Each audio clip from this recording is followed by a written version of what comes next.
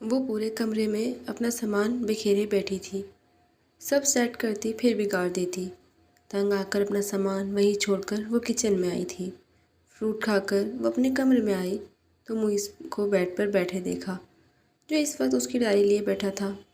معیز، میری ڈائری واپس کرو، وہ وہیں کھڑے کھڑے چلائی۔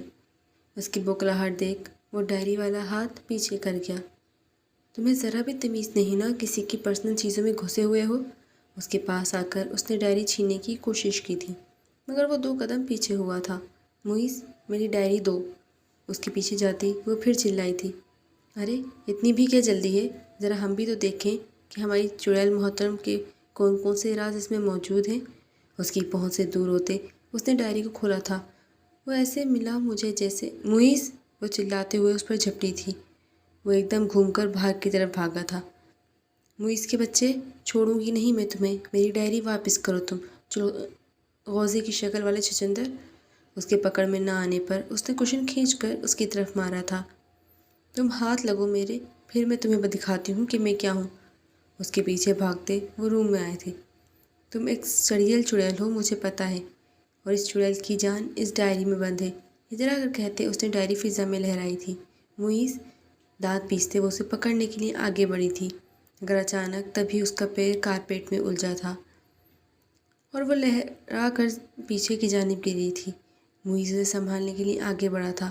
زوب، اس نے جلدی سے اس کا ہاتھ تھاما تھا، مگر کوئی فائدہ نہیں ہوا تھا۔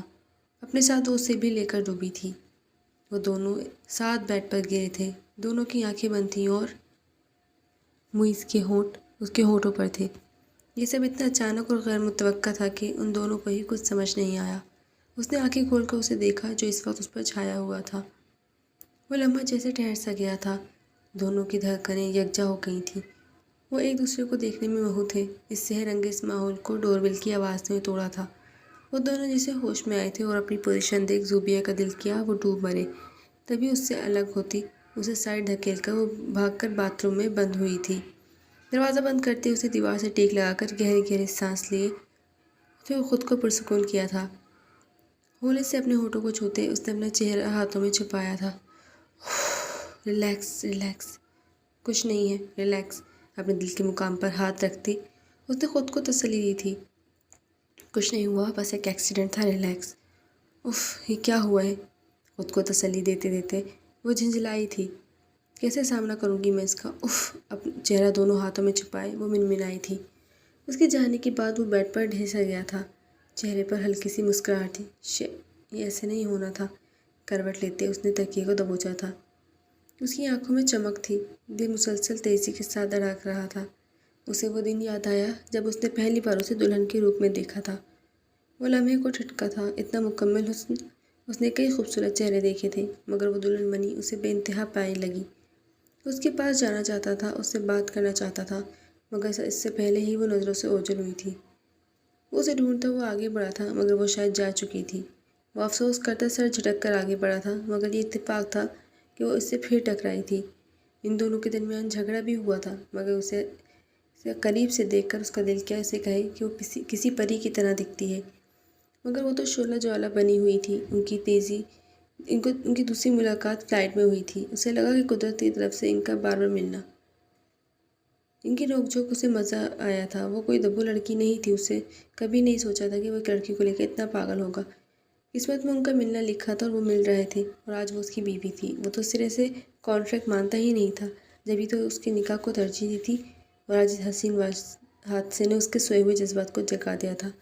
وہ ہاتھوں سے سر کے بال سنوارتا اٹھ کر بیٹھا تھا اور اس کی ڈائری کو دیکھ کر مسکرایا۔ بہت کام کی نکلی یار تم تو۔ اس ڈائری کو چومتا وہ ہنسا تھا۔ ابھی آگے بھی اس کے دل میں میرے لیے ایسی ہی فیلنگس آ جائیں بس۔ ڈائری کو اچھے سے چھپاتا وہ اس کا سامان سمیٹنے لگا۔ جب وہ کمرے میں آئی تو اسے اپنا سامان رکھتے دیکھ اس نے گھورا، جو صبح سے تیرا میرا کر رہا تھا اور اب اس کا کام کر رہا ہے۔ یہ میرا کام ہے، میں کر لوں گی۔ نظریں چراتے اس نے معیز کے ہاتھوں سے اپنا سامان لیا تھا۔ اٹس اوکے، جب یہ گھر ہمارا ہے تو یہ کام بھی ہمارا ہی ہوا نا، کہتے ساتھ معیز نے اس کے ہاتھ سے سامان واپس لے لیا۔ اس کا نارمل بیہیو دیکھ کر اس نے بھی سکھ کا سانس لیا تھا۔ کل سے یوں نہیں جانا ہے تو صبح صبح جلدی اٹھ جانا، کیونکہ پھر میری ٹائمنگ شروع ہو جائے گی۔ اسے کہتے وہ اپنی بکس اٹھائے باہر کی جانب بڑھی تھی۔ معیز، یہ میری ٹائمنگ ہے، باہر نکلو۔ وہ کب سے باتھ روم میں گھسا ہوا تھا، نکلنے کا نام نہیں لے رہا تھا۔ اس نے زور زور سے دروازہ پیٹا تھا۔ تم باہر آ جاؤ ورنہ میں تمہیں یہیں لاک کر کے چلی جاؤں گی۔ کیا مصیبت ہے؟ اب بندہ سکون سے شاور بھی نہیں لے سکتا کیا؟ وہ اندر سے چلایا تھا۔ میں نے تمہیں کہا تھا صبح پہلی باری تمہاری ہے، مگر تمہیں تو عادت ہے نا مجھ سے پنگا لینے کی۔ نکلو باہر۔ دروازے کو ٹھوکر مارتے اس نے اپنا غصہ کنٹرول کرنا چاہا، مگر دروازہ خود کے ہی پاؤں پہ زخمی کر گیا۔ اف، ارے یار آ گیا نا بس۔ ٹاول سے سر پہنچتے وہ باہر آیا تھا۔ زوب نے خوخار نظروں سے گھورا۔ تمہیں تو میں دیکھتی ہوں بعد میں، اسے دھمکاتی وہ واش روم میں بند ہوئی تھی۔ وہ فریش ہو کر باہر آئی تو وہ نیک سکسا تیار ٹیبل پر بیٹھا تھا۔ آ جاؤ پہلے بریک فاسٹ کر لو۔ بیگ میں بکس رکھتی وہ ٹیبل پر آئی تھی اور ایک بائٹ انڈے کا لے دودھ کا گلاس لبوں سے لگایا تھا۔ سکون سے ناشتہ کرو، میں نیچے ویٹ کر رہا ہوں۔ ٹیشو سے منہ صاف کرتا وہ بیگ اٹھا کر باہر نکل گیا۔